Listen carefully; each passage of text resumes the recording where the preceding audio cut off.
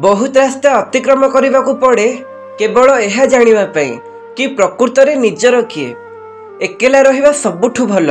सेमानंक बिना जहाकु तुम रहिबार कि न रहिबार किछि भी फरक पड़ेनी।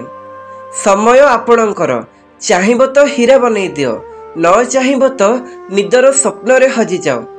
निद उड़ी जाए घरर अभाव पाई, नहेले रातिरे न शोइथिबा सब पुरुष आशिक नहंती। समय परिस्थिति देखिकी बदलाए, आउ निज लोक मौका देखिकरी बदली थाए। खराब करिवार विचार आसे तो काली की टाळ, आउ भल करिवार विचार आसे ताहेले आज ही कर। पिठी को सबुबेले मजबूत रे रख, काहेकि ना साबासी आउ धक्का सबुबेले पछपटु ही मिली थाए।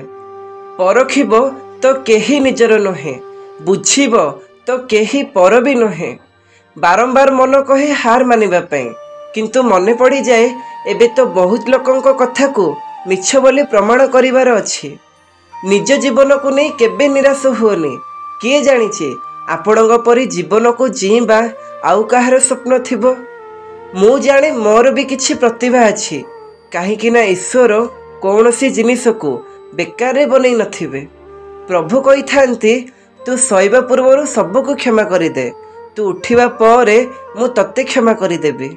ये एई दुनिया एठी सफा हृदय लोकन को बोका बोली कहा जाए। निजर बयस आउ टंका को नहीं केबे गर्व करनी, काहेकि ना जो जिनिस को गणी पारिबा सी भी शेष दिने हो जाए। जीवन जीवार दुईटी तरीका, जे पसंद ताको निजर कर, नहेले जे निजर ताको पसंद कर। केही भरोसा भांगे तेबे ताको धन्यवाद कर। से ही शिखई थाए कि भरोसा बुझी विचारी करिबा दरकार। जहाँ पाखरे विश्वास अच्छी से हजार थर हारिकी भी मनर प्रश्न रे हारी न थाए। मुक्तरे केवल माँ बापा को प्रेम मिली थाए, नहेले सबु संपर्क पाई किछि ना किछि मूल्य देबाकू पड़ी थाए। मनीषर बुझिबा शक्ति केवल एतिकी, ताकू पशु कुह सी रागी जीव, ताकू सिंह कुह से खुशी हे जीव। भंगा कलम आउ अन्यठू जलिबा केबे आगु को बढ़िबा को देई न थाए। हाथ धरिबा पई तो अनेक लोक अछंती, किंतु मझी रास्ता रे हाथ न छाड़िबा भली मनीष बहुत कम मिलंती। बहुत मजबूत हो जाती से लोक जे भितरु भांगी जाइचंती। अन्यर खराब समय रे हसिबा लोकंक पई समय जेबे शक्त प्रहार करिवो सेतेबेले चारि दिगरु करिवो। जेते मजा नबा कथा नब। दुनियार सबुठो कठिन काम बुझिबा लोक को बुझिबा।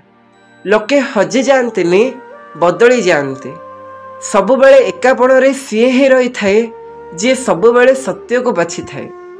केही जणे बहु सुंदर लिखिचंती, मु पसंद तो बहु जनकर, किंतु जेतेबेले सेमानंकर आवश्यकता पड़े, जेउ नारी निज स्वामी को सह प्रतिदिन झगड़ा करुथाए से प्रकृत रे भल पाउ न थाए।